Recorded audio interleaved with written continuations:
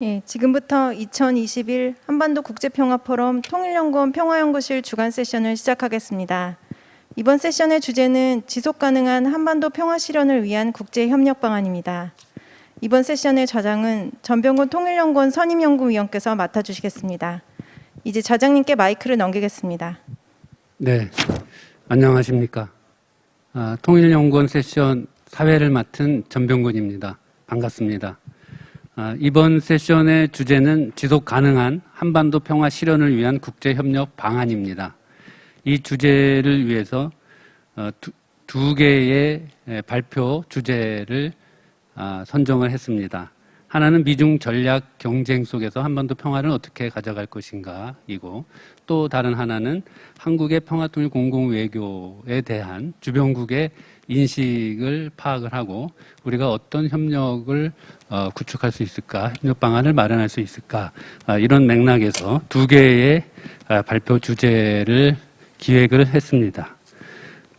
이 두 개의 주제를 발표하실 분으로 신종호 박사님과 최원금 박사님 두 분을 모셨는데요. 간략하게 소개를 해드리도록 하겠습니다. 신종호 박사님은 통일연구원의 연구위원으로서 북경대학교에서 박사학위를 하신 중국 전문가이십니다. 미중 관계를 비롯해서 한반도에서의 중국하고의 관계에 대한 깊이 있는 연구를 하셨고, 통일부나 민주평통 또 학계에서 활발한 활동을 하고 계십니다. 다음 발표로 최원근 경희대학교 교수님을 모셨습니다. 최원근 박사님은 하와이 대학에서 정치학 박사를 하셨고, 시민사회 네트워크, 국제 정치로서의 난민 문제 등에 관해서 열심히 연구를 하고 계십니다. 두 분의 발표자의 발표를 더 풍부하게 하기 위해서 세 분의 지정 토론자를 모셨습니다. 간략하게, 시간 관계상 간략하게 소개를 해드릴 텐데요. 먼저 니클라스 스완스트롬 스웨덴 안보개발정책 연구원의 소장님을 모셨습니다. 지금 온라인으로 참여하고 계시고요. 들리시는지 모르겠습니다. 네, 이분은 uppsala 대학에서 평화 및 분쟁학으로 박사학위를 취득하셨고요. 예, 분쟁 또 지역협력, 동북아 지역 문제에도 또 중국의 정책에 대해서도 많은 관심을 갖고 계십니다. 이번 토론회에서 유럽의 그런 입장과 시각에서 객관적으로 한반도 문제에 관해서 좋은 그런 토론을 해 주실 것으로 기대가 됩니다. 다음으로 최아진 연세대학교 교수님을 모셨습니다. 최아진 교수님은 미국에서 역시 학위를 하셨고, 듀크 대학에서 하셨습니다. 정치학 박사를 하셨고, 국제 분쟁, 민주주의 협력, 이 다양한 분야를 연구하고 계시고, 학회에서의 활동과 또 외교부, 통일부 등에서도 활발한 활동을 하고 계시는 학계의 중진이십니다. 예, 최아진 교수님 모셨고요. 마지막으로 이기태 저희 통일연구원 평화연구실장님을 모셨습니다. 이기태 박사님은 일본 게이오 대학에서 박사학위를 하신 일본 통이시고요. 일본의 외교안보 정책, 한반도와 관련한 한일 관계 등에 관해서 많은 활발한 연구를 수행하고 계십니다.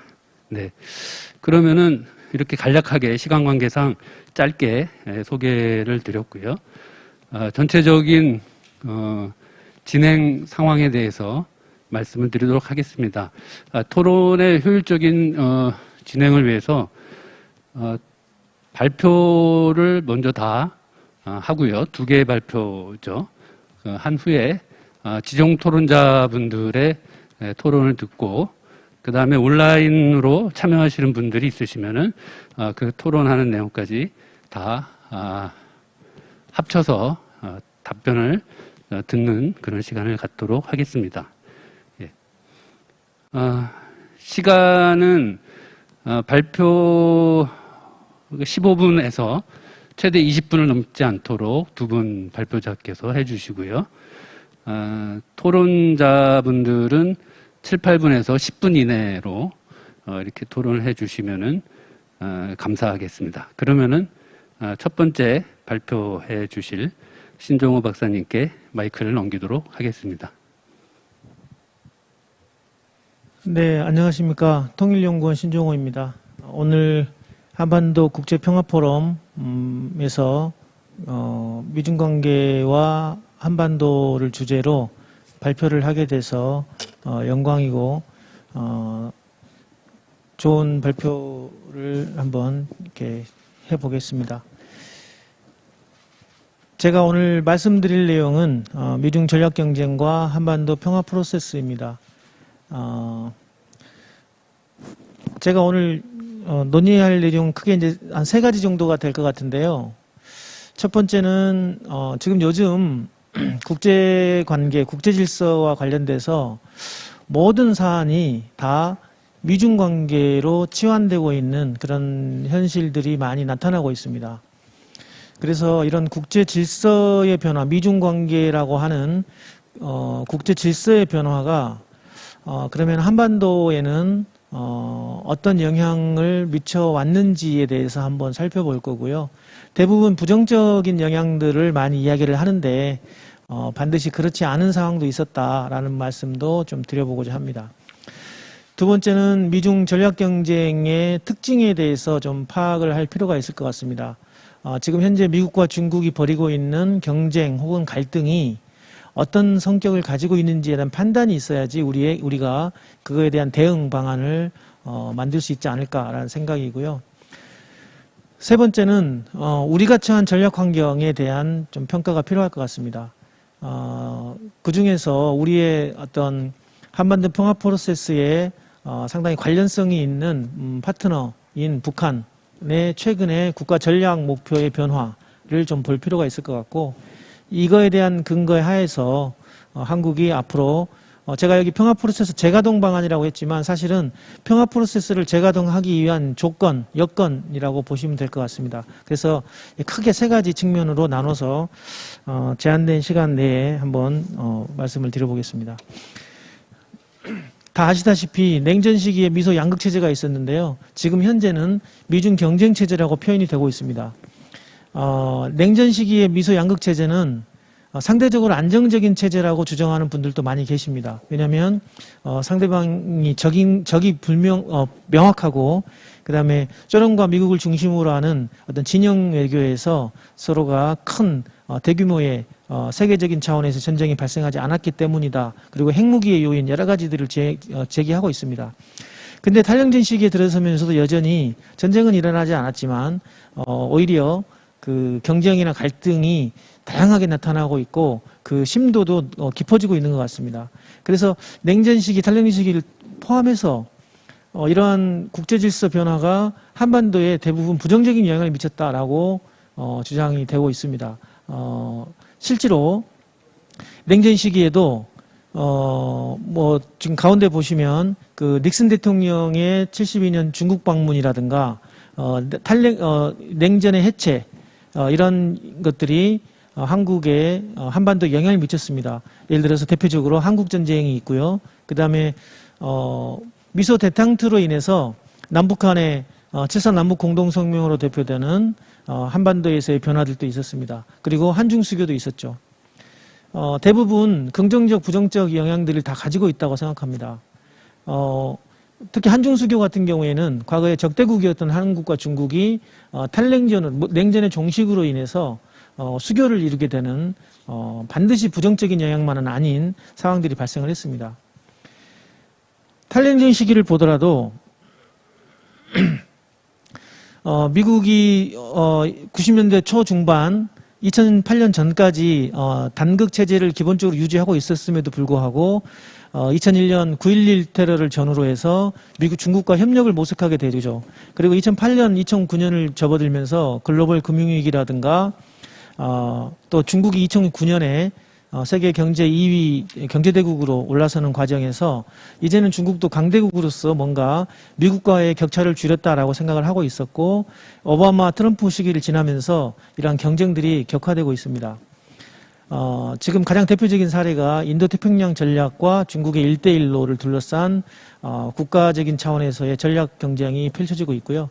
한반도에 대해서도 뭐 제네바 협의라든가 2002년 남북 정상회담, 4자회담이나 6자회담, 그리고 한중 FTA 2015년에 이런 것들이 있었고, 2018년에 남북관계, 한반도의 평화의 봄 이런 것들이 있었습니다. 근데 반드시 부정적인 영향만은 없었다고 제가 말씀드리는 게 대표적으로 2000년 남북 정상회담과 2018년 한반도의 평화의 봄 시기입니다.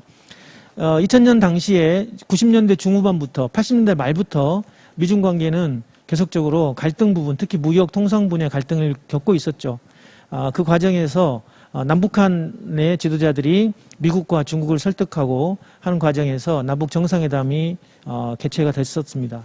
그리고 2017년에도 여러분들 기억을 이미 잊으셨겠지만 사실 불바다 이야기도 나오고 전쟁이 곧 일어날 것 같은 아주 그 갈등 국면이 있었습니다. 그러나 한미연합군사훈련이 연기된다는 조치, 그리고 북한의 김정은 신년사, 평창올림픽 등을 거치면서 한반도는 미중 관계가 2017년부터 시작된 어떤 무역 통상 분야의 갈등, 전략 경쟁의 시작과는 조금 다르게 한반도에도 좀 긍정적인 영향을 가지고 있었다. 이거는 반드시 미중 간의 경쟁 갈등이 한반도에 부정적인 영향만 있는 것은 아니다. 남북한이 어떤 방식으로 하느냐에 따라서 한반도에도 갈등 국면이 아닌 평화, 협력의 분위기가 조성될 수 있다라고 하는 중요한 의미를 줬다고 생각합니다.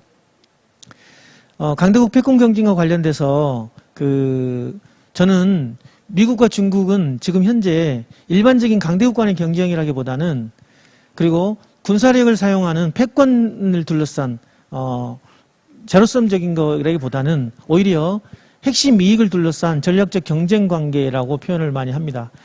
이 전략적 경쟁 관계는 미국과 중국이 상대방, 어느 한 국가가 상대방을 압도적으로 제압하기 어려운 상황, 현재 이런 상황을 반영하고 있다고 생각을 하고요.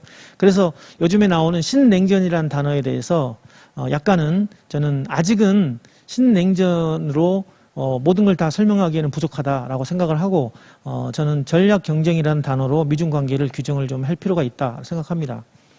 이러한 전략 경쟁이 가속화되는 가장 중요한 이유는 미국과 중국의 국력 격차가 축소됐다라는 게 핵심인 것 같습니다. 2008년, 2009년을 거치면서 미국의 국력이 상대적으로 과거에 비해서 좀 디클라인 됐고 하락된 상태였고, 중국은 세계 2위 경제대국으로서 스스로가 미국과의 격차를 줄이고 있다고 인식한 것 같습니다.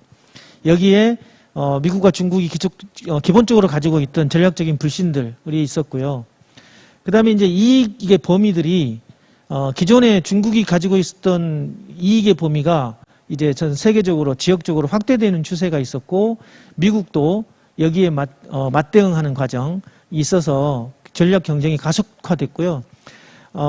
그거를 좀 촉발시킨 계기가 아마도 코로나 사태였던 것 같습니다. 코로나를 중심으로, 코로나가 발생한 이후에 미국과 중국에서 서로 책임론 공방이 있었고, 특히 퓨 리서치 보고 이 설문조사를 보면 기존에도 미국의 대중국 인식이 그다지 높은 편은 아니었지만 갑자기 2000년에 66%로 비우호적인 결과들이 나오기 시작합니다. 그리고 다 아시는 홍콩 문제를 둘러싼 미중 간의 갈등이 있었고요. 그리고 군사적인 측면에서도 남중국해에서는 상대방의 군함들이 서로 일촉즉발의 위기를 보인 적도 있습니다. 그래서 미중 전략 경쟁은 단순히 무역 분야가 아니라 이제는 군사 문제라든가 체제 이념 문제가 이제 가미되기 시작했고요. 올해 들어서는 특히 바이든 행정부가 들어서면서 트럼프 정부랑 좀 다를 거라는 사람들도 있었습니다. 그렇지만 결국에는 국가 이익이라고 하는 측면을 강조를 하는 과정이 잘 드러나고 있었고요. 저는 그게 가장 잘 드러나는 게 이번에 아프가니스탄 철군이었다고 생각합니다. 철군 결정이었다고 생각하는데 미국의 입장에서 아프가니스탄 철군 결정은 트럼프 행정부 때부터 계속적으로 주장이 제기되고 있었는데 국내적인 여론을 고려한 것도 있고 이제 주로 경제 회복에 집중해야 된다는 측면도 있는데 저는 미중 관계 관점에서 보면 결국에는 미국의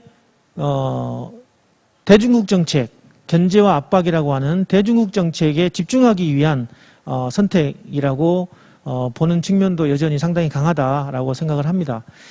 중국의 입장에서는 이 아프가니스탄 철군에 대해서 상당히 반발을 하고 있습니다. 표면적인 이유는 아프가니스탄 정세가 아직 진정되지 않는 상황에서 미국이 무책임하다라는 표현을 쓰고 있지만 주가 중국의 입장에서 보면 중국이 기본적으로 가지고 있는 대외 정책의 기조가 주변의 평화와 안정이라는 대외 정책의 기조는 개혁개방 이후부터 현재까지 변하지 않고 있는 전략적인 기조입니다.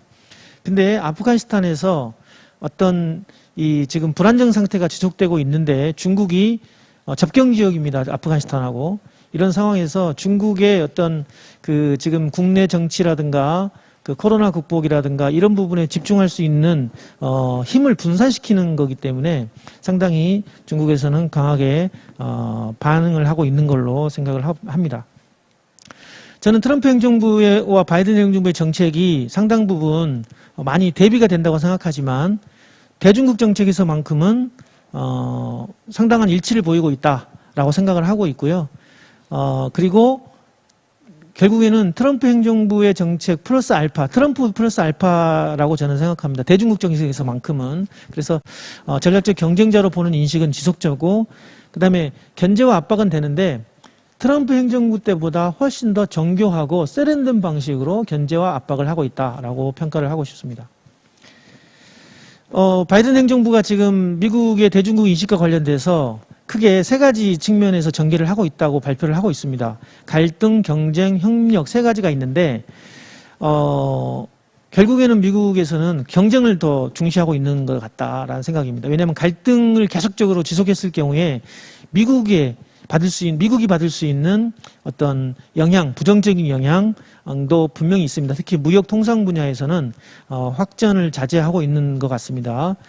그리고 이제 저희가 좀 주목할 점은 북핵 문제에 대해서 협력 대상이라고 표현을 합니다. 미국에서. 이게 이제 중요한 의미가 있다고 생각하는데 북핵 문제가 중요해서라기보다는 오히려 미국과 중국 사이에 경쟁의 측면, 이 쟁점들이 너무 많기 때문에 북핵 문제는 오히려 현 상황을 관리하는 걸로 저는 관리하는 식으로 좀 이렇게 소극적으로 대응하고 있다. 그래서 협력 대상으로 보는 게 아닌가라는 의심도 지울 수가 없습니다. 미중 전략 경쟁의 클라이막스는 지난 6월에 미국 상원에서 전략 경쟁법이 통과된 것입니다. 이 법안은 기본적으로 미국이 앞으로 혁신을 어떻게 하고 혁신 경쟁법이죠. 혁신을 어떻게 하고 중국과의 경쟁을 어떤 식으로 이겨내느냐에 대한 법안을 담고 있는데 6개 이상의 위원회에서 참여를 하고 있습니다. 내용들을 보면 미국 자체의 혁신 내용도 많지만 대부분 중국의 기술 혁신을 제어하고 중국을 견제하는 내용이 대부분입니다.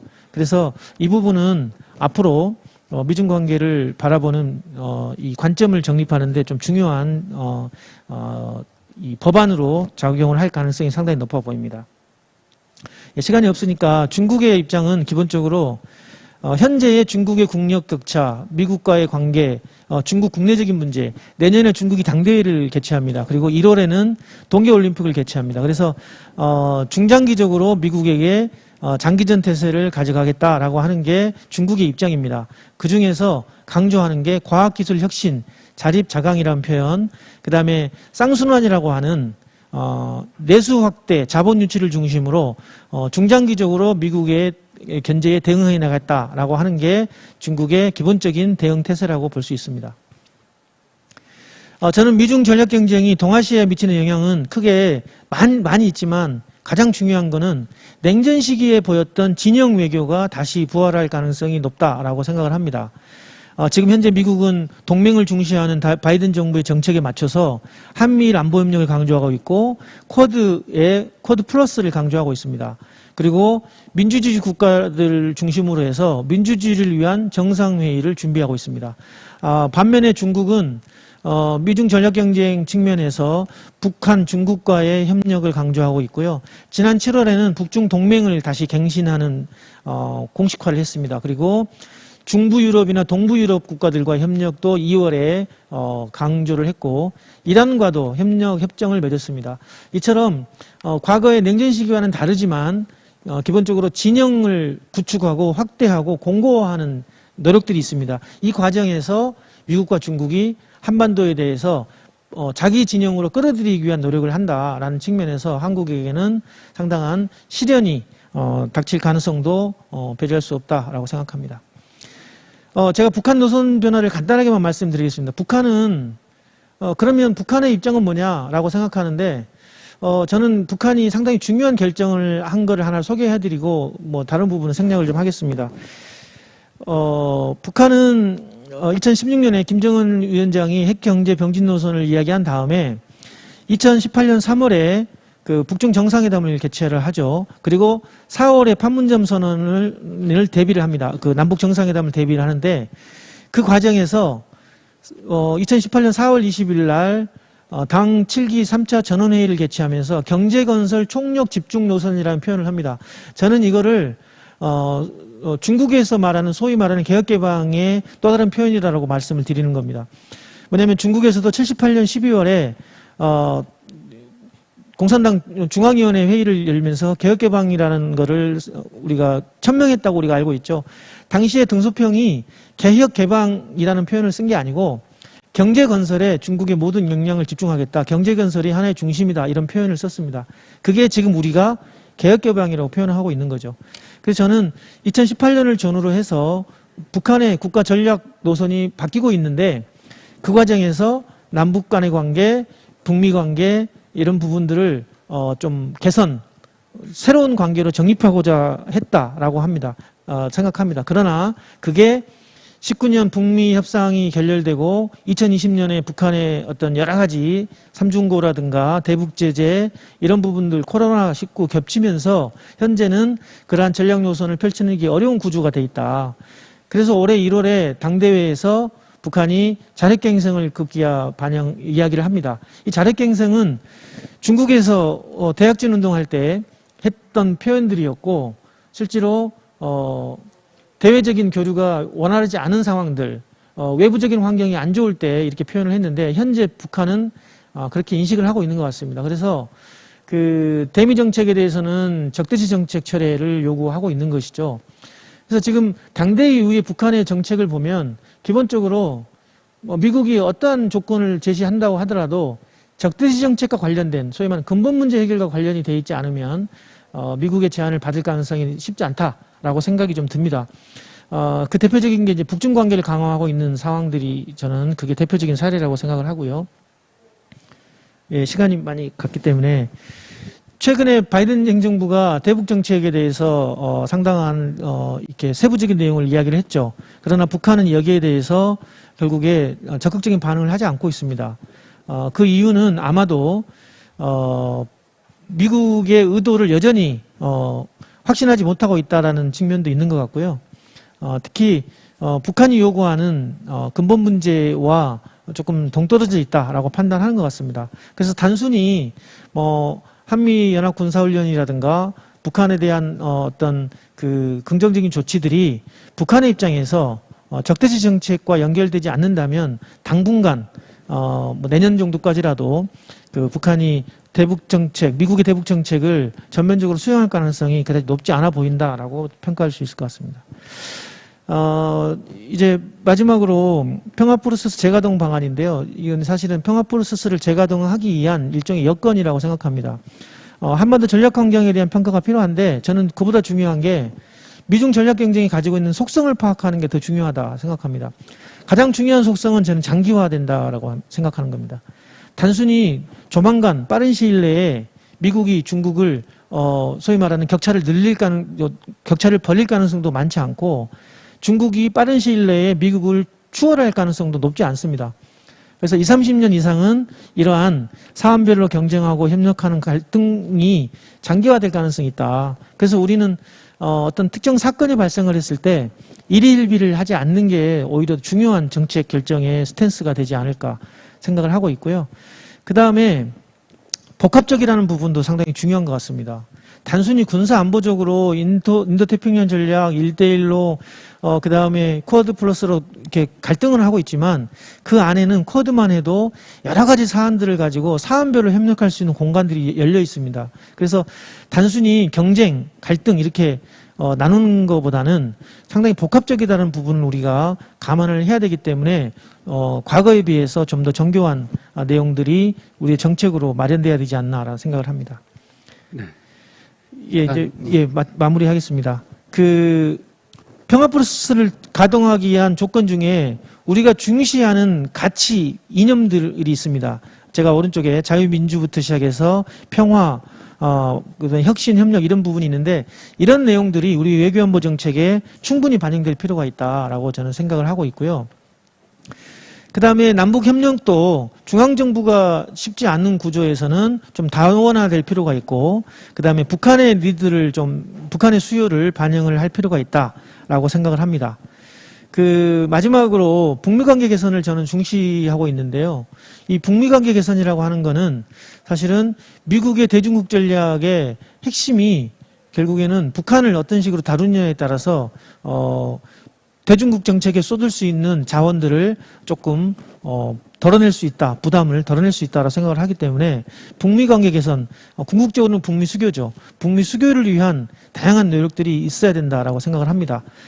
마지막으로 이따 발표도 하시겠지만 저는 그 한미 전략적 소통도 필요하지만 중국 역할론에 대해서 과도한 기대도 문제지만 우리가 중국을 어느 정도 수준에서 협력을 이끌어낼 것이냐에 대한 역할론에 대해서 다시 한번 재검토를 할 필요가 있다고 생각을 하고요.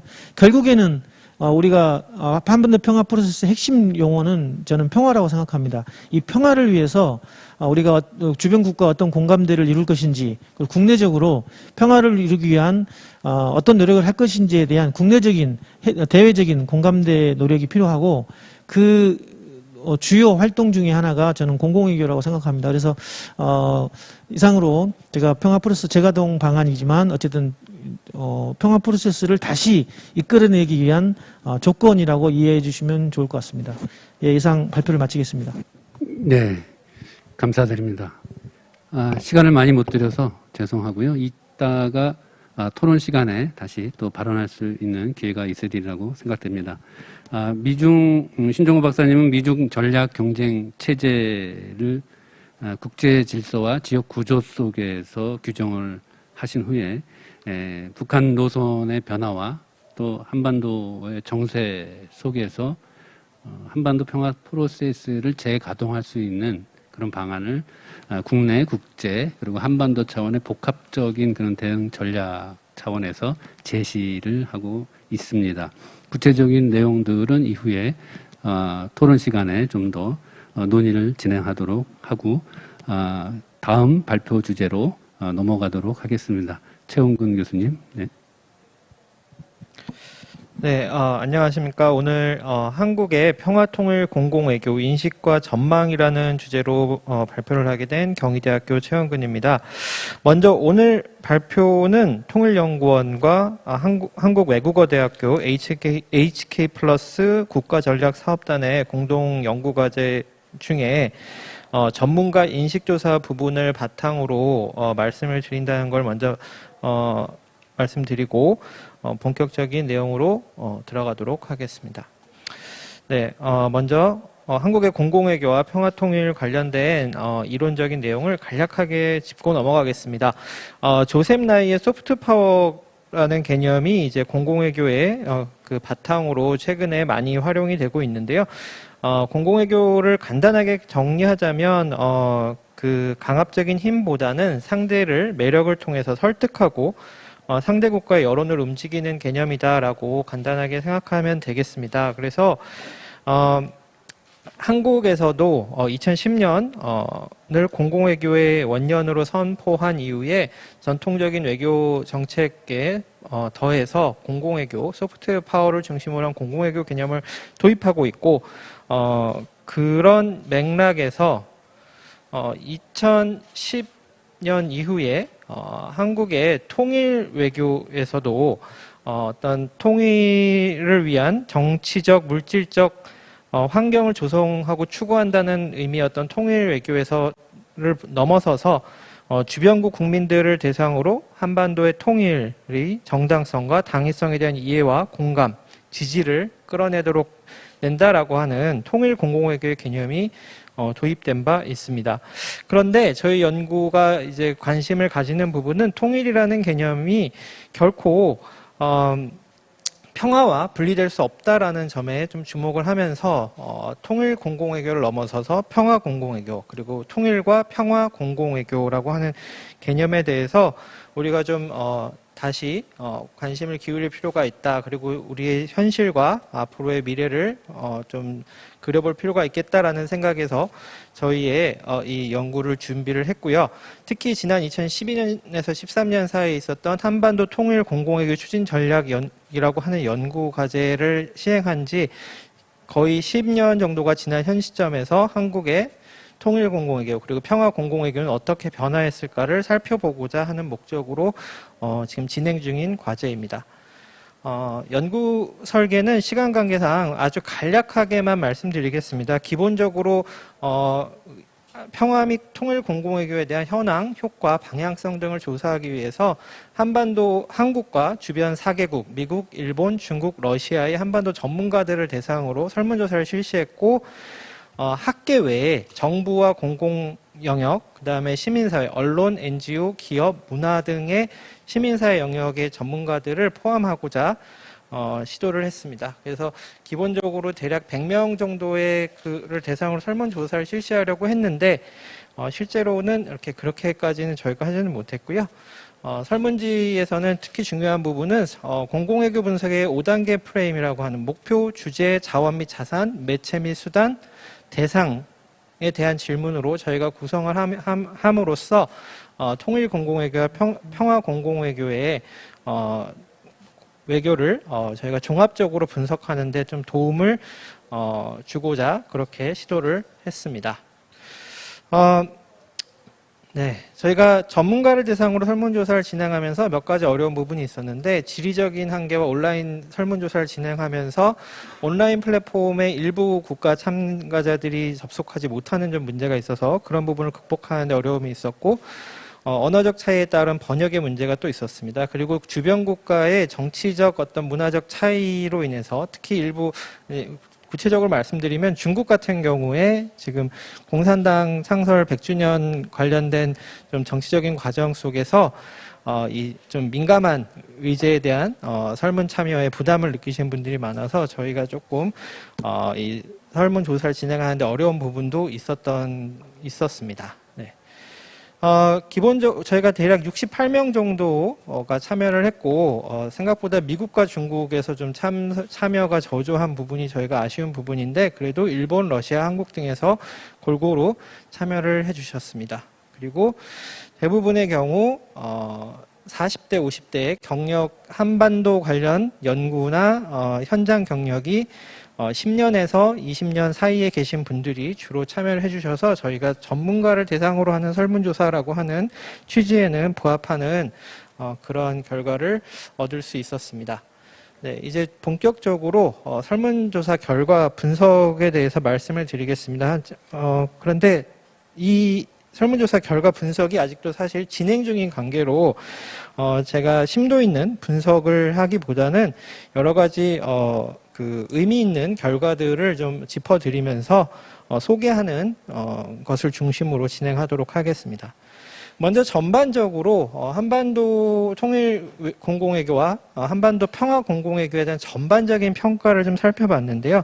통일 공공외교의 경우에는 부정적인 평가가 조금 더 많은 긍정적인 응답이 29%, 부정적인 응답이 37% 정도 차지했고, 평화 공공외교가 효과적으로 추진되고 있느냐라는 질문에 대해서는 상대적으로 긍정적인 평가가 조금 더 많아서 긍정적인 대답이 35%, 부정적인 대답이 23%를 기록을 했습니다. 하지만 양 두 질문 모두 보통이다라고 하는 대답이 사실 가장 많은 비율을 차지하면서 아직 한국의 어떤 통일, 평화, 공공외교가 그렇게 효과적으로 임팩트를 가지고 오지는 못하고 있다라고 하는 좀 아쉬운 결과를 보여주고 있습니다.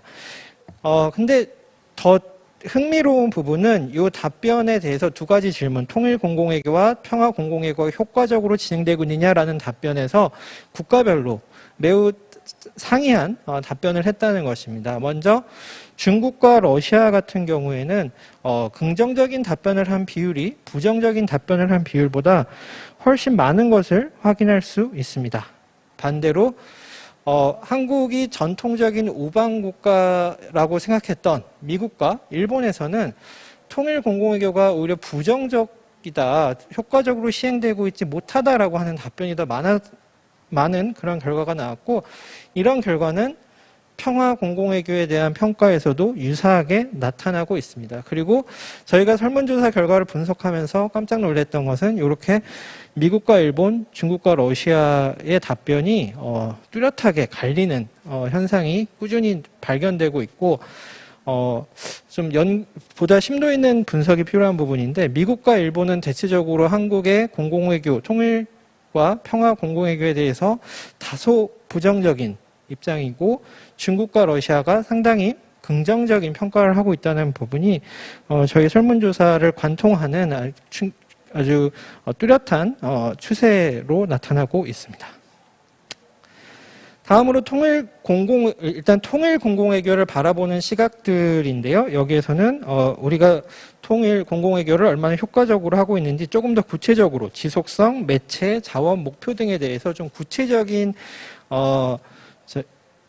평가를 할 수 있는 문장을 드리고 그에 대한 동의 여부를 우리가 여쭤봤습니다. 그럴 때 한국 정부가 통일 공공외교를 지속적으로 하고 있고 다양한 자원을 활용하려고 한다라고 하는 부분에 대해서는 긍정적인 답변이 많았는데, 정작 가장 통일 공공외교의 실질적인 목표라고 할 수 있는 통일의 중요성을 상대방 국민들이 인식하도록 하는데 도움을 주었다라든가, 다른 나라 국민들이 통일에 도움을 주어야겠다는 생각을 갖도록 했다라고 하는 것. 그래서 한반도의 통일에 대해서 적극적으로 지지하거나 긍정적인 인식을 심어주는 역할에 대해서는 부정적인 답변이 많아서 정말 본질적인 어떤 부분에서는 기여가 부족하다라고 하는 그런 결과를 우리가 발견할 수 있었습니다. 그리고 이 문항에서 대체적으로 보이는 것이 미국과 일본의 전문가들은 거의 모든 문항에 대해서 부정적인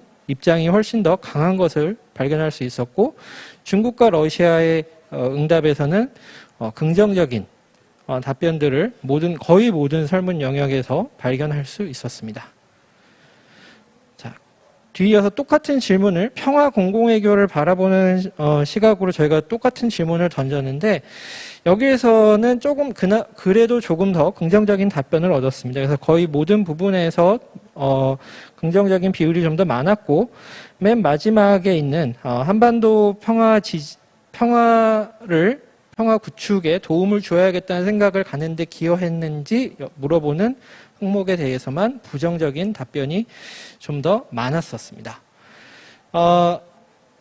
역시 여기에서도 중국과 러시아의 답변은 한반도 평화 공공외교를 긍정적으로 보는 관점이 더 많았고, 미국과 일본에서는 부정적으로 보는 시각이 여전히 많은 것을 볼 수 있습니다. 그 다음으로 공공외교의 목표라고 하는 골에 대한, 그래서 평화 공공외교와 통일 공공외교의 목표에 대한 질문들을 좀 해봤는데요.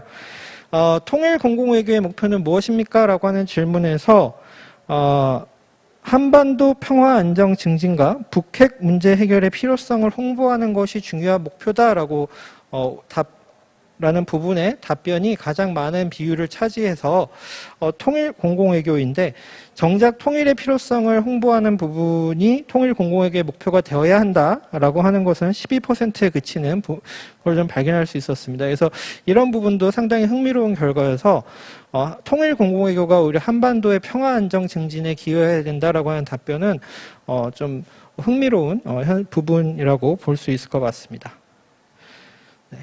그 질문에 대해서 조금 더 답변들을 나눠보면 국가별로 나눠보면 한미일 세 나라에서는 한반도 평화와 안정에 기여했고 기여해야 된다라고 평가하는 경향이 다수 나타나고 있고 미국과 중국 그리고 러시아에서는 북핵 문제 해결 필요성을 홍보하는 데 도움이 됐고 그래야 된다라고 하는 답변이 더 많았었습니다. 나타나고 있습니다. 그리고 정작 통일의 중요성을 강조하는 데 도움이 됐다 또는 되어야 한다라고 하는 답변은 러시아에서만 가장 많은 지지를 좀 답변을 받고 있어서 러시아를 제외한 다른 나라에서는 정작 통일 공공외교가 통일의 필요성을 홍보하는 데는 부족한 부분이 있다. 앞으로 더 많은 관심을 기울여야 되겠다라고 하는 걸 보여주고 있습니다. 평화 공공외교의 목표는 무엇인가라고 하는 질문에 대해서는 거의 모든 영역에서 비슷한 비율의 답변이 나왔지만 주변국의 항구적 평화정착과 공동안보체제 수립이 다수를 차지하고 있어서 상당히 의미 있는 답변인 것 같고 여기에 보시면 미국과 일본은 역시 유사한 패턴을 보이고 있는데 평화공존, 군비축소, 평화협정 등 일단 현상 유지 내지는 소극적인 변화를 추구하는 답변을 좀 더 많이 했고 중국과 러시아에서도 유사하게 나타나는데 남북한 통일이라는 평화공공외교의 목표가 남북한의 통일이라고 하는 흥미로운 답변이 나왔습니다. 그래서 통일공공외교에서는 평화를 그리고 평화공공외교에서는 통일을 지적하는 답변들이 좀 나오고 있다는 것이 좀 흥미로운 부분인 것 같고요. 좀 고무적인 부분은 주변국의 항구적 평화 정착과 공동 안보 체제 수립에 기여하는 부분에 대해서 우리가 한반도 평화 공공외교의 목표를 삼아야 된다고 하는 것이 거의 모든 나라에서 꽤 높은 비율로 답변을 하고 있어서 이런 부분은 한반도의 평화가 동아시아, 동북아시아의 항구적 평화로 직결되는 가장 핵심적인 의제로 우리가 의미를 평가할 수 있겠다라고 좀 해석할 수 있을 것 같습니다.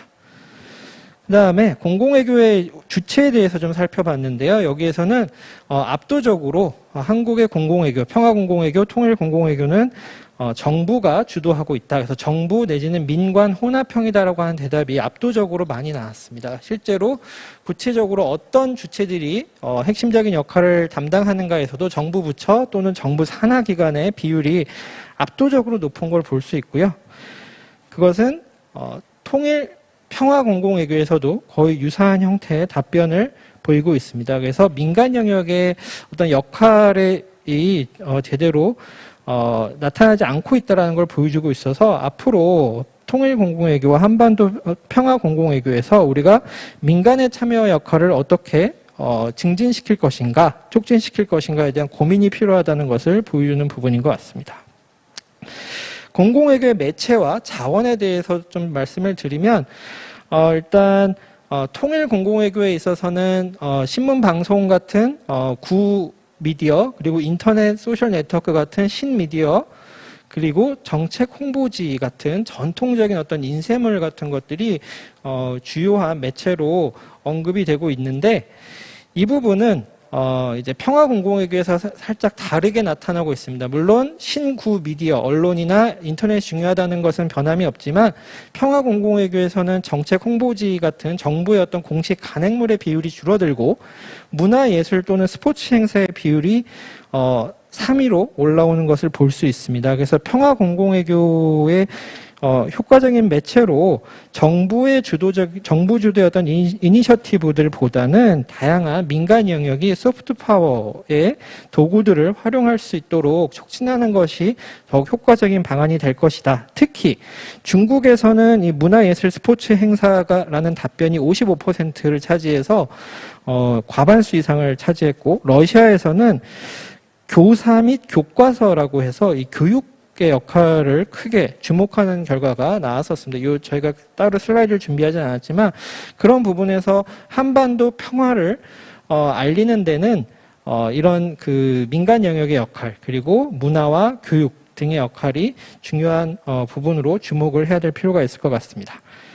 평화 공공외교의 이제 효과적인 자원에 대해서도 좀 물어봤는데 경제 협력 촉진과 평화 지향 외교 정책이라고 하는 답변이 많았고 좀 특이한 답변들로는 중국에서 스포츠 문화 교류가 36%로 높게 나타났고 일본에서는 평화 공공외교의 효과적인 자원으로 인적 교류 활성화를 통한 공감대 증진이 29%로 가장 높게 나타났다는 것이 다른 나라들과 조금 대비되는 흥미로운 부분이었습니다.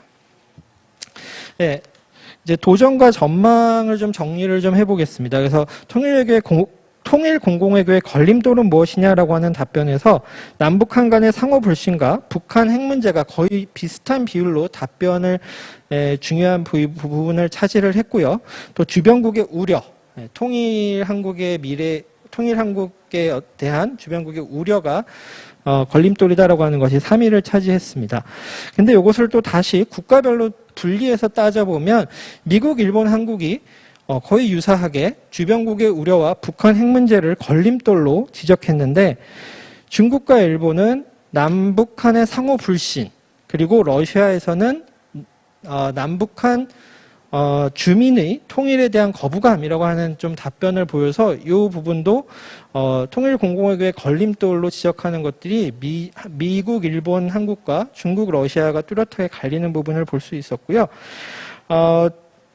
중국과 러시아의 답변을 보면 결국 미국, 일본, 한국은 약간 한반도 주변의 정세, 정치적인 역학관계 등을 좀 지적하는 반면에 중국과 러시아는 남북한 간의 양자관계, 상호 불신이라고 하는 측면에서 남북한 간의 양자적 문제로 걸림돌을 지적하는 것이 아닌가라고 하는 해석이 가능할 것 같습니다. 평화 공공외교의 걸림돌에 대해서는 북핵 문제와 한국 정부의 일관적이지 못한 정책 때문이다라고 하는 답변이 많은 지적을 받았습니다. 그래서 이제 그 한국 정부의 일관적이지 못한 정책이라는 것은 이제 정권이 진보와 보수 정권이 바뀔 때마다 평화 외교, 평화 정책에 큰 어떤 그 변화가 있는 것들이 약간 주변 국가의 신뢰도를 떨어뜨리는데 좀 역할을 하고 있지 않나. 그래서 이것도 보면은 미국과 일본, 한국이 유사한 답변을 좀 하고 있고 중국과 러시아가 또 유사한 답변을 하고 있습니다. 그래서 특히 이제 중국 같은 경우에 73%가 한국 정부의 일관적이지 못한 정책을 평화 공공외교의 걸림돌로 지적하고 있고 러시아는 한국의 일관적이지 못한 정책과 북한 정치 지도자의 호전성, 즉흥성을 동시에 거의 비슷한 비율로 지적함으로써 약간 중립적인, 객관적인 입장에서 남북한의 모두 내부의 정치적인 역학관계, 정치적 지도자들의 책임을 지적하는 특징을 좀 보여주고 있습니다. 앞으로 통일 공공외교가 추구해야 될 방향성에 대해서는 이제 한반도와 동북아 평화 안정을 꼽는 부분이 가장 많았었습니다. 그래서 통일을 위해서 평화와 안정을 증진하는 것이 중요하다고 하는 답변은 우리에게 흥미로운 좋은 인사이트를 좀 주는 답변인 것 같고요. 평화 공공외교가 추구할 방향으로는 한반도 비핵화가 가장 중요한 답변으로 꼽혔지만 그 밖의 답변들도 거의 비슷한 비율로 답을 해서 한 바 있습니다. 몇 가지 좀 정리만 좀 하자면요. 통일 평화 공공외교 전반에 대해서 전체적으로 성과가 좀 미흡하다라는 지적을 하고 있는 것 같습니다. 그래서 통일 공공외교인데 정작 통일을 위한 홍보와 동기부여에 실패하고 있다라는 부분이 좀 치명적인 지적인 것 같고요. 평화 공공외교에 있어서도 한반도 평화가 동북아의 항구적 평화정착 여건 조성이라는 기대는 공유가 되고 있지만 그 목표에 대해서 미국, 일본이 바라보는 한국의 평화 공공외교와 중국, 러시아가 생각하는 한반도 평화 공공외교가 서로 상이하게 나타나고 있다라고 하는 것이 앞으로 우리가 해결해야 될, 직면해야 될 문제, 과제라고 생각하고요. 주제와 매체에 있어서 간단하게 정리하면 민간 영역의 참여가 부진하다라는 것이 이 공공외교의 주체와 관련된 중요한 우리가 중요하게 생각해야 될 부분인 것 같습니다. 그 매체 부분에서도 민간 영역을 통한 문화예술 스포츠 행사 등의 역할을 매체를 잘 활용하는 좀 새로운 접근 방식이 필요하다라는 것을 이번 설문조사가 잘 보여주고 있는 것 같고요. 그 다음에 전체적으로 통일평화 공공외교의 과제와 전망을 보면 우리가 미국, 일본, 한국과 중국, 러시아가 바라보는 관점의 차이, 특히 중국과 러시아에서 남북 간의 어떤 불신과 정책의 비일관성, 호전성, 즉흥성 등을 지적하고 있는 부분에 대해서 한번 고민해 볼 필요가 있는 것 같습니다. 네, 이번 조사를 통해서 통일 공공외교가 한반도 및 동북아 평화 안정을 강조해야 한다는 방향성인 많은 점을 시사하는 것 같습니다. 결국 통일과 평화가 분리될 수 없다는 것을 주변 전문가들이 모두 인정하고 있고 우리도 그런 부분에 대해서 강조할 필요가 있다라는 것을 좀 확인하게 된 그런 조사였습니다. 네, 이상으로 발표를 마치겠습니다. 네, 감사합니다. 예, 최은근 박사님께서는 기존의 통일 공공 외교를 넘어서는 평화 그리고 통일 공공 외교에 대한 모색을 위해서 주변 국가들의 전문가들의 그 인식을 조사를 했습니다. 현재 진행 중인 것 같고 충분히 완비는 안 된 것 같은데 이 많은 정책적 시사점이나 이런 거를 발굴할 수 있을 것 같습니다. 이에 대해서는 지정 토론자분들과 토론 시간을 통해서 더 많은 교훈이나 시사점을 얻을 수 있을 것 같습니다. 그러면은 토론으로 진행을 하도록 하겠습니다. 순서상 니콜라스 스완스트롬 박사님께서 먼저 해주시고 토론자분들 전체적으로 시간은 7, 8분 내외로 최대 10분을 넘기지 않는 선에서 진행해 주시기를 부탁드리겠습니다. 네, 그러면 니콜라스 스완스트롬 박사님 부탁드리겠습니다. Thank you very much, sir. 네, First of 감사합니다. all, 먼저 thanks to the organizers for inviting me. 주최 측에 저를 초청해 주신 데 대해서 감사의 말씀을 드리고 싶습니다. The other participants. 네, 그리고 두 분의 발제자, 다른 토론자께도 감사의 말씀을 드립니다. 굉장히 흥미로운 발표를 해주셨는데요. 좀 최대한 짧게 코멘트해 보도록 하겠습니다. 최원근 교수님의 발표 자료에 대한 코멘트부터 하겠습니다. It's very interesting. It's always relevant and have this very sort of consistent and statistical overview.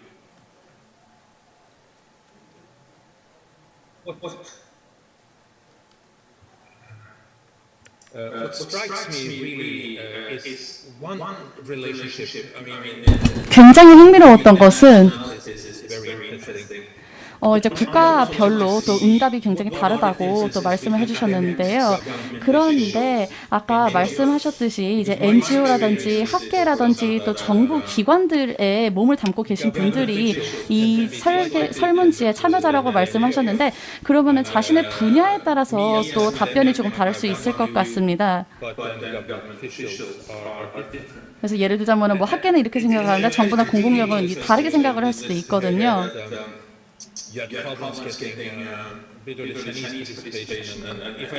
그리고 이제 좀 미국에 어떻게 보면은 참여를 이끌어내는 게 조금 어렵다라고 조금 놀랐다라고 말씀을 하셔가지고 제가 그 부분에 대해서는 뭐 조금 흥미롭다고 생각을 했습니다. 그러니까 중국의 참여가 조금 부진했다라는 부분은 어느 정도 이해가 되는데 미국의 참여가 부진했다라는 점은 저도 굉장히 흥미롭게 생각을 했습니다.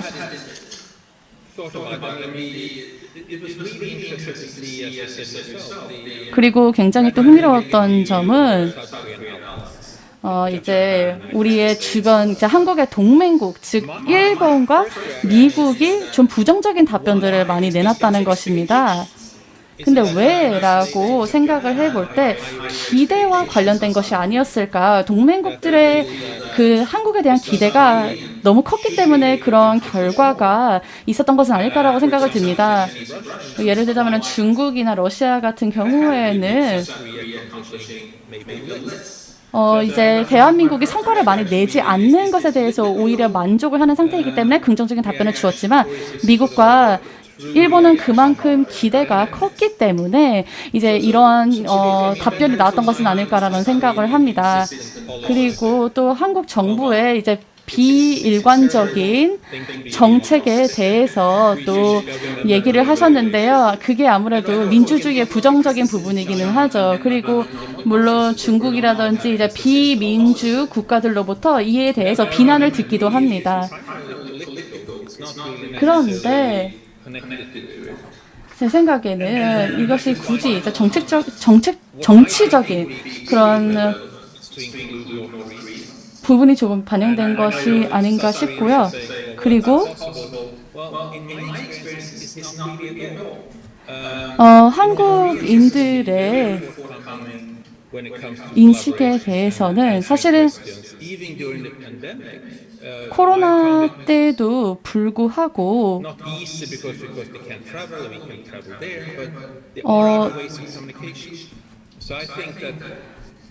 이동에 있어서는 제약이 없었는데 그렇기 때문에 커뮤니케이션 측면에 있어서는 문제가 없었다고 생각을 하고요. 그런데 여기에 이제 북한의 참여를 조금 더 이 설문조사에 유도를 하는 것은 어떨까라는 생각을 합니다.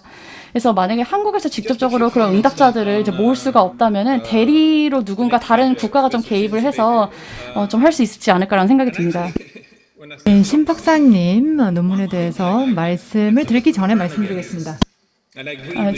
대리를 사용하자라는 것은요. It's really the post-Cold War as a rather stable and peaceful. The proxy conflicts. 이 대리 갈등, 즉 냉전 시대에서 대리 갈등이 많이 일어났었죠. 알제리 전쟁이라든지 60에서 65년에서의 콩고에서의 분쟁이었다든지 이런 것들이 있는데요. 이런 유사한 것들을 저희가 오늘날 보게 될 수 있을까요? 미중이 어떻게 보면 이런 프록시 갈등이 일어나는 것을 저희가 생각할 수 있을까요? 대만을 저희가 바로 생각할 수 있을 것 같은데요. 어젠가 오늘인가 제가 본 것 같은데요. 미국의 대부분의 국민들이 대만을 수호하고 방어해 주는데 동의한다고 합니다. 그래서 역대 최고로 많은 미국인들이 그렇게 생각한다는 그런 결과를 제가 어젠가 오늘 봤습니다. 그래서 이런 지금 현재의 구도 하에서 이런 프록시 대리의 이런 갈등이 일어날 수 있지 않을까라고 생각해 봅니다. 그리고 미국과 중국 사이의 그 긴장의 속성, 그리고 중국 대 세계가 가지고 있는 긴장의 속성에 대해서 말씀을 해주셨는데요. 여기 그래프를 보여주셨는데요. 2011년에 이미 중국에 대한 인식이 바뀌기 시작했습니다. 그래서 살짝 올라갔다가 내려갔다를 반복하고 있죠. 제가 생각했을 때는 현재 코로나 사태, 그리고 전략적 경쟁보다 훨씬 더 범위가 넓다고 생각합니다. 사상의 경쟁이자 경제의 경쟁입니다. 스웨덴을 제가 예로 들어 보일 수 있을 것 같습니다. 지금 중국에 대해서 가장 안 좋은 관점을 가진 국가 중에 한 곳입니다. 바로 3위죠. 근데 그것이 중국의 대외 정책 때문에 영향을 받았죠. 그리고 또 예전에 스웨덴의 국민을 납치를 했고, 그 다음에 이런 여러 가지 억압적인 정책, 사상이 다르기 때문에 굉장히 반감이 큰 거죠. 그렇기 때문에 스웨덴 국민이 바라보는 중국은 굉장히 다릅니다. 그렇기 때문에 어떻게 보면 이런 전략적인 긴장이 있지만 어떻게 보면 그 범위가 훨씬 더 넓다는 거죠. 전 세계적으로 봤을 때. 그래서 박사님께서는 이 부분에 대해서 어떻게 생각하시는지 저는 궁금합니다. 어떻게 보면은 미중 간의 관계를 전략적 경쟁 관계로 보는 것이 너무 제약적이지 않나, 그 범위가 실제적으로는 훨씬 더 넓지 않나라고 생각을 합니다. extremely difficult to move forward. 그리고 말씀하신 것처럼 이 한반도 프로세스 같은 경우에는 앞으로 나가기가 지금 상당히 어렵습니다. 제 생각에는 북한이 관심이 없기 때문에 그런 것 같습니다. 북한은 사실 이 정체가 되고 있는 상황에서도 이득을 볼 수 있습니다. 국제사회가 분열이 되어 있을 때 북한은 뭔가 취할 여지가 많습니다. 국제사회가 같은 편에 섰을 때, 국제사회가 함께 협력을 잘할 때는 사실 북한 운신의 폭이 그렇게 많지 않습니다. 이 평창 올림픽 당시에 보면 국제사회가 단결을 했기 때문에 그때 북한을 저희가 원하는 방향대로 조금 더 푸시를 할 수가 있었습니다. 하지만 지금은 분열이 되어 있기 때문에 저희가 원하는 방향대로 북한을 푸시하기가 좀 어렵지 않나라고 저는 생각을 합니다. 그리고 이제 동아시아의 두 개 진영이 다시 부활하고 있다라는 식으로 말씀을 해주셨는데, 그렇다면 이 영내에 적용할 수 있는 프레임워크, 북한이 관여할 수 있는 이런 지역적 프레임워크를 우리가 수립할 수 있는가에 대해서 저희가 생각해 볼 필요가 있습니다. 사실 가능성이 그렇게 높지는 않다고 생각하지만 하나의 옵션이 될 수 있다고 저는 개인적으로 생각을 하고 있고요. 네, 사실 질문이 굉장히 많습니다만 제가 시간이 없기 때문에 이쯤에서 마무리를 하도록 하겠습니다. 조금 후에 시간이 혹시 더 난다면 제가 추가 질문을 하도록 하겠습니다. 감사합니다. 네, 감사합니다. 네, 감사합니다. 두 개의 발표문에 대해서 골고루 토론을 해 주셨고 질문도 하셨습니다. 두 분 발표자께서는 체크를 해 두셨다가 나중에 답변을 해 주시고, 혹시 시간이 허락한다면은 다시 발언할 수 있는 기회를 드리도록 하겠습니다. 그럼 바로 이어서 최아진 교수님 부탁드리겠습니다.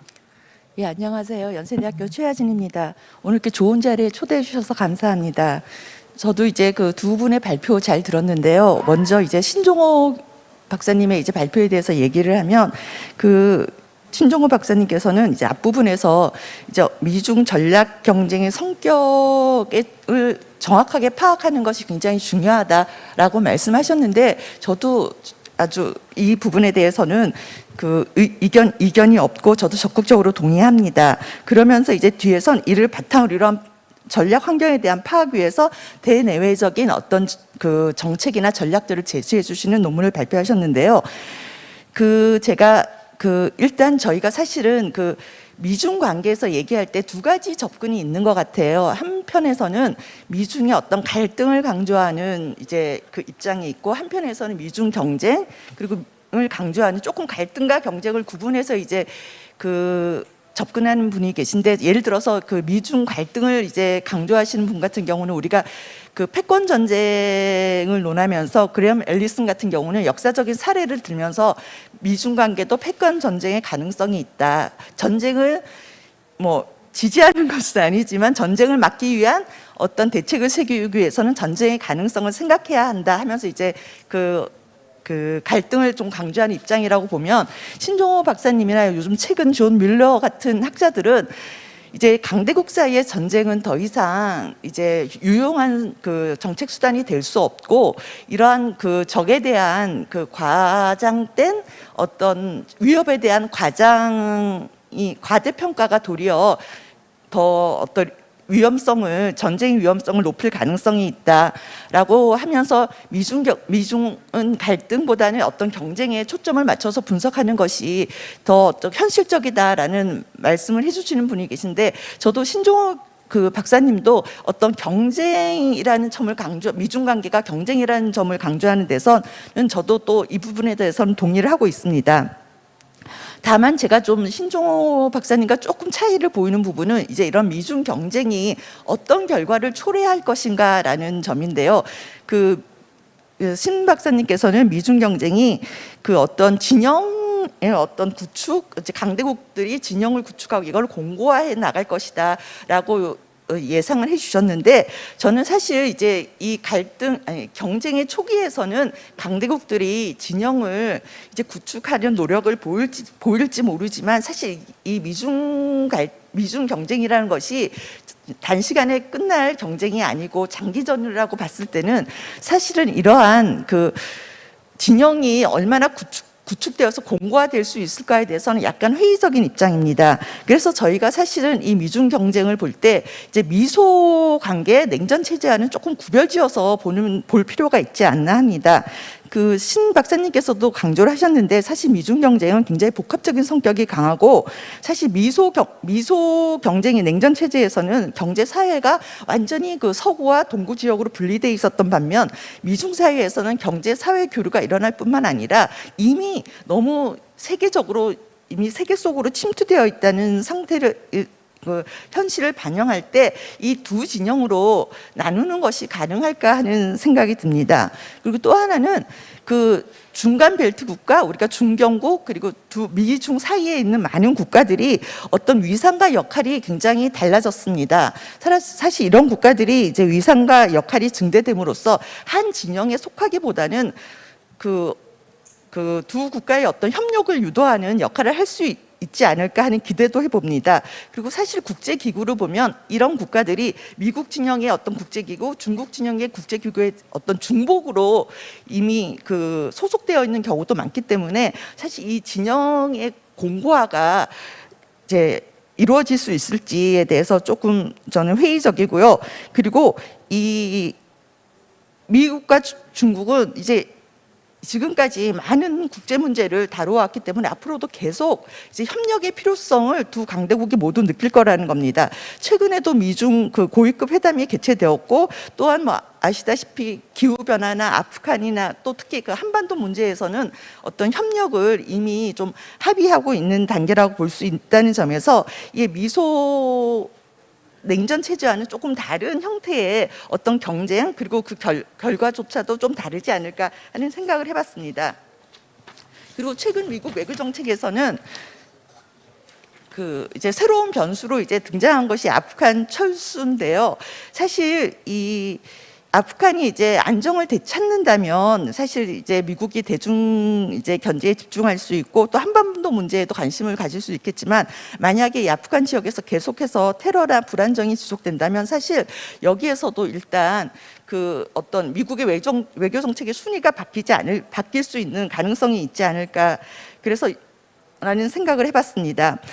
이어서 이러한 어떤 정세 파악을 한 후에 그 신 박사님께서는 이제 한반도의 어떤 한반도 평화 프로세스의 재가동을 위해서 이제 여러 가지 대내외적 전략을 제시해주고 계신데 이제 사실 저는 이제 지금 상태에서 남북 간의 대치 상태가 지금 여전히 지속되고 있는 상태에서 사실은 국내적으로 좀 할 수 있는 것을 고려해 보는 것이 좋지 않을까. 그래서 사실 저희가 할 수 있는 게 어떤 초당적 대북 정책에 대한 어떤 한반도 평화 프로세스에 대한 어떤 초당적 어떤 공감대 형성이 필요한데 사실 저희가 지금 또 사정이 어려운 게 대선이 다가오면 이제 사실은 그 이제 각 야당과 여당에서 각자의 어떤 그 차이점을 부각시킬 가능성이 높다는 것입니다. 사실 그래서 따라서 이제 또다시 이제 그러면 이제 그 한반도 평화 프로세스의 어떤 그 지속성의 문제가 제기될 수 있고 이러한 지속성의 문제는 어떤 주변 국가들에게도 사실 부정적인 신호를 보낼 수 있기 때문에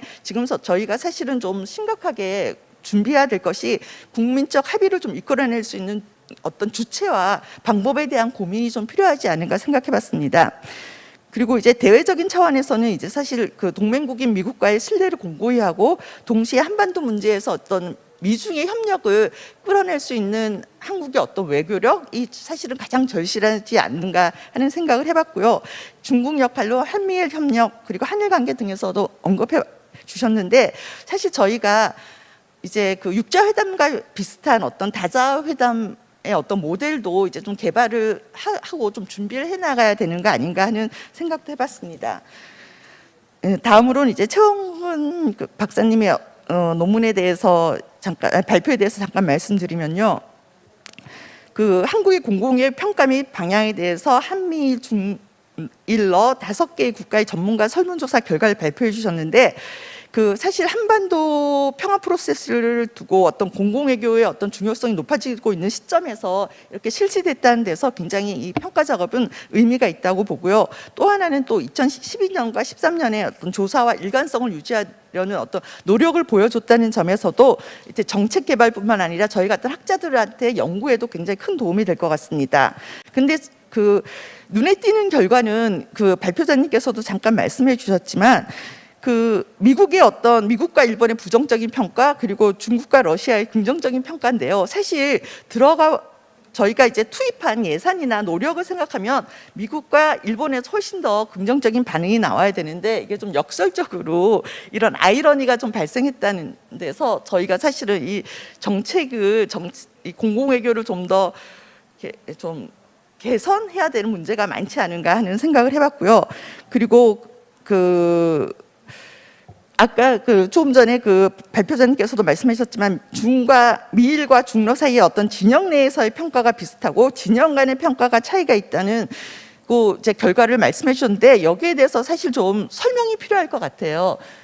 그래서 좀 이제 혹시 과정에서 관련된 어떤 설명할 수 있는 어떤 근거가 있으면 좀 제시해 주셨으면 좋겠고요. 그리고 또 민간 부분 활동 증대의 필요성에 대해서도 말씀해 주셨는데 사실 저는 이런 설문조사가 전문가들뿐만 아니라 좀 일반인들에게도 확대됐으면 좋겠다는 생각을 해봤어요. 왜냐하면 설문조사 자체가 어떤 한국의 정책을 홍보할 수 있는 매체가 될 수 있기 때문에 일반인에 대한 확대도 좀 고려해 주셨으면 좋겠고요. 그리고 이제 평화와 통일이 사실은 저희도 아직 개념이 좀 정립되지 않았는데 여기에 대해서 설문조사에서 좀 평화와 통일에 대한 개념도 좀 재정립해 주셨으면 앞으로의 과제라고 생각이 되고요. 마지막으로 이제 설문조사 결과가 나왔는데 가장 중요한 정책적 함의가 무엇인지 앞으로 어디에 우선순위를 두어서 이제 이 한반도 프로세스에 어떤 도움이 될 수 있는 정책을 펼 수 있을 것인가에 대해서 가장 큰 중요한 정책적인 함의가 무엇인지 좀 말씀해 주시면 감사하겠습니다. 이상입니다. 네, 시간은 거의 꽉 채우셨는데 아주 날카롭고 훌륭한 그런 또 많이 참조할 수 있고 또 참조해야 되는 그런 토론을 해주셔서 감사드립니다. 네, 그럼 마지막으로 이기태 실장님께 마이크를 넘기겠습니다. 네, 안녕하세요. 통일연구원 평화연구실장 맡고 있는 이기태입니다.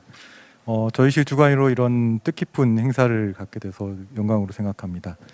저는 기본적으로는 최원근 박사님 발표에 대한 코멘트를 중심으로 하고요. 또 마지막에 신정호 박사님 발표에 관한 것도 코멘트 혹은 질문을 하도록 하겠습니다. 먼저 최원근 박사님께서 발표하신 평화통일 공공외교는 상당히 흥미로운 결과였다고 생각합니다. 앞서 최하진 교수님께서도 말씀하셨지만 사실 이런 설문조사를 통해 가지고 주변국의 전문가들 혹은 나중에는 일반인들까지 포함해서 우리 한국의 평화통일 공공외교를 어떻게 보면 소개하고 또 이해시키고 한 번 더 상대국의 전문가나 국민들이 생각해 볼 수 있는 기회를 줄 수 있다라고 하는 측면에서 가장 성과 있는 공공외교가 아니었나라는 생각이 듭니다. 처음에 든 생각은 사실 아마 연구진께서도 많은 고민을 했을 것 같은데 이 평화통일 공공외교라고 하는 용어가 사실 아직 일반화되지 않았기 때문에 많은 고민이 있었을 거라고 생각을 합니다. 한국 내에서 저희 통일연구원에서 7, 8년 전에 통일 공공외교를 연구했었고요. 또 최근에는 이제 평화 공공외교라고 하는 용어도 나오고 있습니다. 신종호 박사님께서도 마지막에 이제 평화 공공외교의 중요성을 강조하셨는데 이 부부 두 개를 어떻게 조화시킬 것인가라고 하는 측면이 많았습니다. 특히 최근에는 그러니까 당장의 통일보다는 일단은 평화가 중요하고 궁극적으로 이제 통일을 지향한다는 측면에서 이제 평화통일 공공외교를 이제 사용했다고 보는데요. 이번 설문조사 결과를 봤을 때 확실하게 제가 든 느낌은 역시 평화통일 공공외교를 같이 적절하게 역시 융합시키는 그러한 공공외교가 필요하지 않을까라고 봤습니다. 앞서도 여러 차례 흥미로운 결과로 나왔습니다만 한미일이라고 하는 국가군 그리고 중러라고 하는 국가군의 그런 응답에서 정말 너무 눈에 띌 정도로 차이가 발생하고 있다라고 그런 점이 흥미로웠고요. 특히 통일 공공외교와 평화 공공외교에서 극단적으로 나뉘고 있다라는 측면을 봤을 때 우리가 이 역시 어떤 통일 공공외교 혹은 평화 공공외교로 나누기보다는 이것을 조화시킨 가운데 상대국에 어떻게 맞춤형 공공외교를 짤 것인가, 이러한 하나의 다시 한번 생각하게 되는 그런 기회가 되지 않았나라고 생각을 합니다. 특히 저는 일본을 하고 있기 때문에 일본과 관련된 부분에 좀 관심이 많았는데 제일 흥미로웠던 것은 일본이 이런 한반도 평화 체제 구축에 대해서 상당히 긍정적으로 봤다라고 하는 게 사실 저는 좀 의아했습니다. 사실 저희 일본 전문가들이 최근 얘기할 때는 무엇이냐면 한국에서 대일본 평화 공공 외교를 오히려 얘기하는 것이 마이너스가 되고 있지 않나라고 하는 것이 일반적인 견해가 있었습니다. 즉 한반도 비핵화라던가 이러한 앞서 말한 한반도 평화 프로세스, 한반도 평화 번영 정책과 같은 지금 정부의 정책에 대해서 상당히 일본이 부정적으로 보고 있고, 그래서 평화라는 키워드 혹은 북한을 언급하면 할수록 일본 내에서는 상당히 마이너스가 되고 있다라고 하는 인식이 있었는데, 전문가 지금 답변에서 일본이 한반도의 평화 체제 구축을 희망한다라고 하는 측면을 봤을 때, 물론 저희가 그것을 희망하고 있습니다만 저는 상당히 놀라운 좀 결과라고 생각이 들었습니다. 그것을 봤을 때 저는 기본적으로 일본에게 이제 공공 외교를 펼칠 때도 저는 평화가 상당히 유효하다고 생각을 합니다. 일본이 갖고 있는 그런 유일하게 원자폭탄을 맞은 피폭 국가라고 하는 측면, 그리고 그러한 영향에서 나오는 평화에 대한 그런 정체성을 가지고 있기 때문에 당연히 이제 평화 공공 외교를 우리가 추구해 나가야 되는데, 다행스럽게도 그래도 전문가들이 이러한 한반도 평화 체제에 긍정적인 인식을 갖고 있기 때문에 우리가 이러한 부분을 좀 더 자신감을 갖고 나가면 좋지 않을까라는 생각이 들었습니다. 그리고 사실 공공외교에 있어가지고 제가 또 깜짝 놀랐던 것은 통일 공공외교의 성과가 그렇게 높게 나타나지 않았다라는 것에 대해서 좀 아쉬운 느낌이 들었습니다. 특히 계속 우리가 이제 통일 공공 외교를 펼쳐왔는데 여기서도 나왔습니다만 주체적인 측면에서 정부 주도로 하고 있었는데 아마 그것에 하나의 한계도 있지 않을까라고 생각이 듭니다.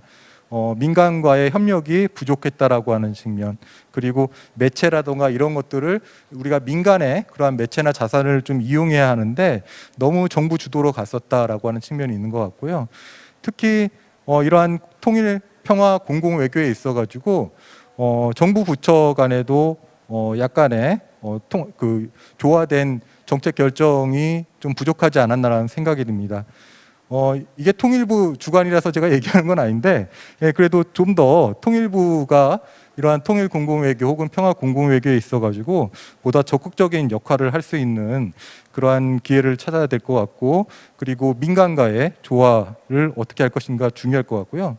특히 이러한 것이 일본을 예로 들었을 때 우리가 일본에게 공공외교를 한다, 평화 통일 공공외교를 한다고 했을 때 일본 혹은 다른 국가도 마찬가지겠습니다만 이것이 비현실적이다라고 생각하는 경우도 있는 것 같습니다. 그것이 왜 그러냐면 어떠한 지금의 정책적인 것과 공공외교가 일치가 되지 않고 있다라고 하는 측면, 특히 일본 사례를 봤을 때 그러한 측면이, 그러니까 한일 관계는 나쁜데 우리가 계속해서 공공외교만 강조하고 있을 때 과연 그것이 일본에 먹혀 들어갈까라고 하는 측면에서 봤을 때 우리 내부적인 정책 협의와 그리고 상대국에 대한 공공외교의 병행이 필요하지 않을까라는 생각이 들었습니다.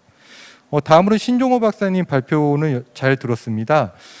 특히 미중 전략 경쟁에 대해서 말씀하셨는데 제가 그 트럼프 시기와 이제 지금의 바이든 시기를 차이를 봤을 때 트럼프 플러스 알파라고 하는 표현이 정말 맞는 것 같습니다.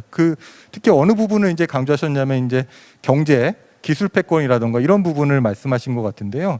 미중 전략 경쟁이 분명히 지정학적인 측면의 경쟁도 있는 것 같습니다. 그러한 측면에서 봤을 때 최근에 새롭게 이제 저희가 주목하고 있는 것이 경제 안전 보장이라고 하는 이코노믹 시큐리티라고 하는 그 지경학적인 측면 혹은 기술 패권, 이러한 측면에서의 미중 전략 경쟁도 한번 봐야 될 것 같고요. 지금 이 발표에서도 이제 한반도 평화 프로세스와 연관을 지었는데 이러한 지경학적 측면에서 봤을 때 이것이 북한 혹은 한반도 문제와 전혀 무관하지 않다라고 하는 측면이 있을 것 같습니다. 특히 최근에 예를 들어서 수출 규제 문제 같은 것들, 지금 대북 제재 하에서 이러한 기술이라던가 아니면 뭐 무기 이런 것들이 뭐 북한에도 넘어가고 있다라고 하는 의심을 갖고 있는데, 이러한 것을 봤을 때 단순하게 미중 간의 뭐 군사적인 측면이라 이런 전략 경쟁뿐만 아니라 이러한 지경학적인 측면에서의 혹은 경제 안전 보장이라고 하는 측면에서 미중 전략 경쟁을 한반도 문제와 잘 이제 엮어서 한번 생각해 보는 것이 중요할 것 같습니다. 마지막으로 그 협력 외교에서 이제 말씀을 하셨는데요. 모든 국가들하고 잘 지내겠다는 거, 네, 맞는 것 같습니다. 그런데 사실 저는 이제 일본을 하다 보니까 역시 한일 관계를 역시 제일 우선적으로 시급히 해결해야 되지 않을까라고 생각을 합니다. 네, 역시 한반도 평화 프로세스에서 최소한 일본을 방해자로 만들어서는 안 될 것 같다는 생각이 들었고요. 특히 지금 한미일이나 북중러 간의 진영 대결로 이제 가고 있다고 하는데, 이런 대결을 지향하는데 최근에 이제 인도태평양 시기라고 합니다. 그러한 가운데 특히 뭐 유럽이 지금 인도태평양에 진출하고 있는 상황인데, 이러한 새로운 지역 질서, 인도도 이제 유럽도 이 지역에 참여하고 있는 가운데 우리 한국 외교가 어떻게 나가야 될 것인지, 뭐 그러한 부분에 있어서도 뭐 시간이 되신다면 답변을 해주시면 감사하겠습니다. 네, 제 토론 여기까지입니다. 감사합니다. 네, 감사합니다. 이렇게 해서 세 분 토론자의 그 토론이 끝났습니다. 날카로운 토론 감사드리고요. 발표자께서는 이제 각자 발표의 그 토론에 대한 답변을 준비를 해주시고요. 준비하시는 동안에 혹시 온라인상에서 참여하시는 분들이 있으시면은 의견을 받도록 하겠습니다. 지금 온라인상에서는 아직 없고, 혹시 뭐 플로어에서도 누구 있으시면 짧게 네, 없으시면은 그 아까 말씀드렸던 니콜라스 스완스트롬 박사님께 짧게 발언할 수 있는 기회를 추가 발언 기회를 드리도록 하겠습니다. 그 발언을 들은 후에 두 분 발표자의 답변을 듣도록 하겠습니다. 혹시 있으시면은 참여해 주시면 기회를 드리겠습니다. 네, 뭐 제가 묻고 싶었던 부분에 대해서 다른 분이 언급을 해주신 것 같습니다. 바로 유럽이죠. 미국과 중국이 어떻게 보면 좀 교착 국면이라고 본다면, 뭐 한 10년 정도 큰 진전이 없었다라고 본다면, 다른 어떤 국가들, 다른 지역들이 한국의 공공 외교라든지 한반도 평화 프로세스를 지원할 수 있는 여지가 있는가? 뭐 유럽 국가들도 생각을 할 수 있고 다른 지역의 국가들도 저희가 생각해 볼 수 있겠습니다. 그것이 과연 가능할지.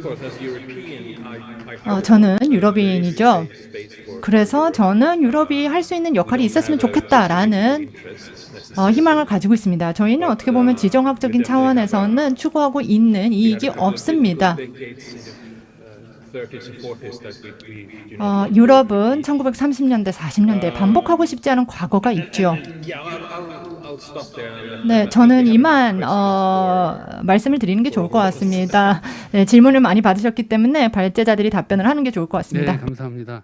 예, 향후에도 연구해야 될 그런 과제들에 대해서 말씀해 주신 것 같습니다. 그러면은 준비가 다 끝난 걸로 알고 지금 신종호 박사님부터 한 3, 4분 정도 내외에서 시간을 많이 충분히 드리지 못합니다만 답변을 해주시길 부탁드리겠습니다. 네, 감사합니다. 아주 정말 제가 또 다른 고민을 한번 해볼 수 있는 그런 좋은 토론, 세 분 토론 감사드립니다. 먼저 스완스트롬 박사님께 먼저 지금 부탁 먼저 하나 좀 드리고자 합니다. 저희가 지금 미중 관계 관련돼서 그 전문가님들 설문조사를 하고 있습니다. 그래서 지금 방금 말씀해 주신 내용들이 상당 부분 저희 설문조사 내용이 포함이 되어 있는데요. 제가 수완스트롬 박사님께 설문 문항을 좀 보내드릴 테니까 설문 문항에 참여를 좀 해주시기를 제가 지금 오케이 사인이 났습니다. 꼭 보내드리도록 하겠습니다. 말씀하신 게 많이 있는데 제가 간단하게 말씀드릴게요. 대리전쟁 말씀을 하셨습니다. 근데 저희가 작년에 미국과 중국이 해외에서 그러니까 다른 지역에서 경쟁 혹은 갈등을 벌였던 사례들을 냉전 시기, 탈냉전 시기로 구분해서 연구를 한 적이 있는데 거기에서 나타나는 강대국 관계의 특징 중에 하나가 대리전쟁이었습니다. 특히 냉전 시기에.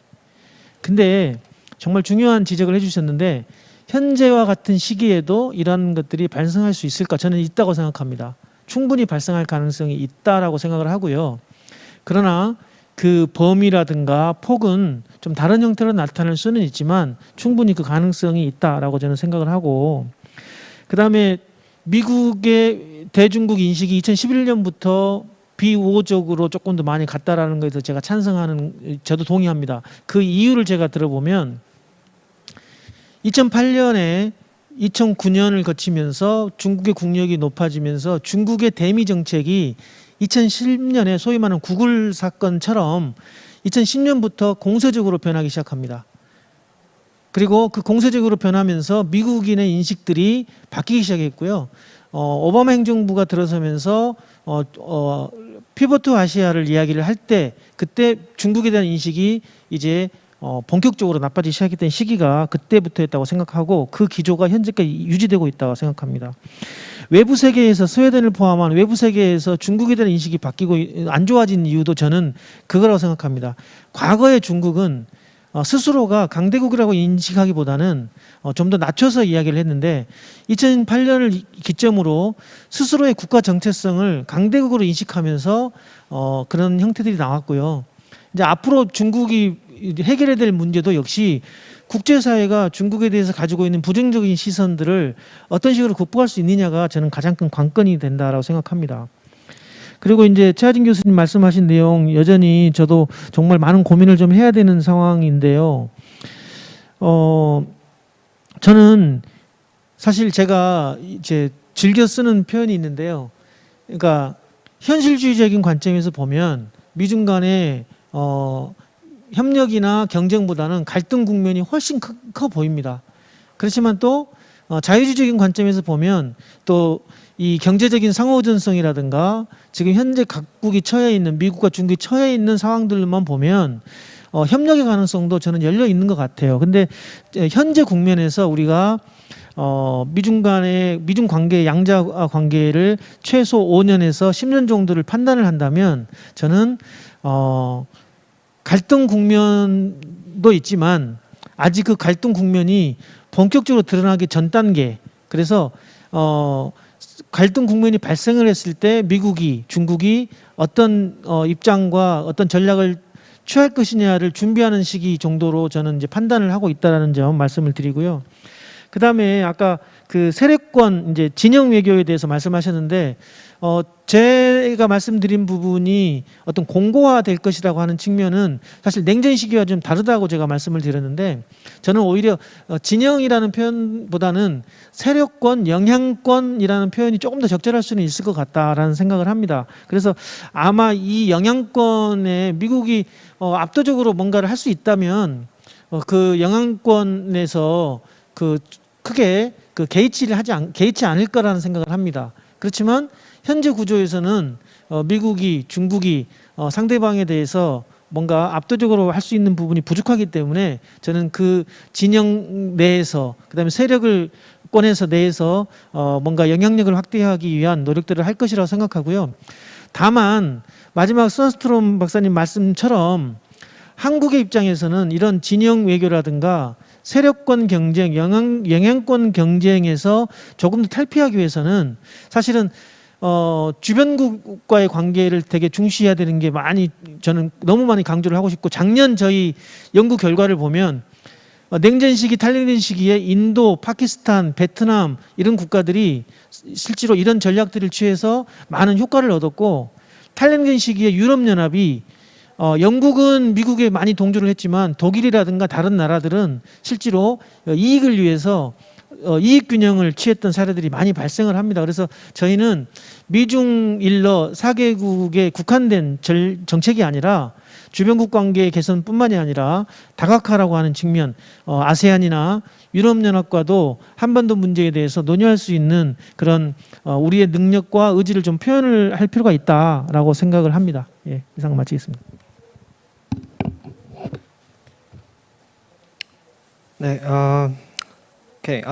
Let me first answer to the questions to 네, Dr. 그러면 일단 손스트롬 박사님께서 First of all, 하신 thank you for sharing your 질문에 thoughts 대해서 and, 답변을 드리도록 하겠습니다. very 굉장히 important 좋은 questions. 코멘트를 for my 해주셨고 또 제 연구에 도움이 되는 For 질문을 the answer to 해주셨습니다. your first question about 일단 첫 번째 differences between 질문, academia, 즉 government officers and 학계 NGOs. 그리고 또 NGO 그리고 정부 It's very 기구 important, but 즉 이제 unfortunately, 분야별로 I haven't, 이런 차이점이 있었느냐에 touched the topic. 대해서는 It's an ongoing 아직은 study, so I'm 이제 in the 지금 middle 아까 of 말씀드렸듯이 pathway. 연구가 진행 중이기 But 때문에 저희가 I know 다루지 I 않은 totally 내용입니다. agree that it's extremely 그러나 important to 제가 find the 박사님과 differences 동의하는 and, 것은 shared 그런 kind of, thoughts between those 분야별로의 different 차이점이 groups. So I 있는가를 will 파악하느냐, definitely 네, add that 그것이 part 굉장히 in the 중요하다고 final 생각을 합니다. report, 그래서 and I 최종 will 보고서에 그런 hopefully 부분이 if you want, share a 반영되도록 report with you, in 하겠고 the near 원하신다면은 제가 가까운 and 시일 내에 then, 박사님과 보고서를 the 공유하도록 China 하겠습니다. participant from China and 그리고 US were 중국과 kind of really 미국의 그 참여가 frustrating 부진했다라는 and 부분은 concerning, 네, topic 굉장히 좀 in this 우려가 study. 되었던 Yeah, 내용입니다. we 그리고 저희도 tried 굉장히 really hard 답답함을 to 많이 느꼈고요. many 중국과 participants from 미국 China, 전문가를 but we 저희가 couldn't 최대한 많이 really 참여시키려고 successfully do it. 했지만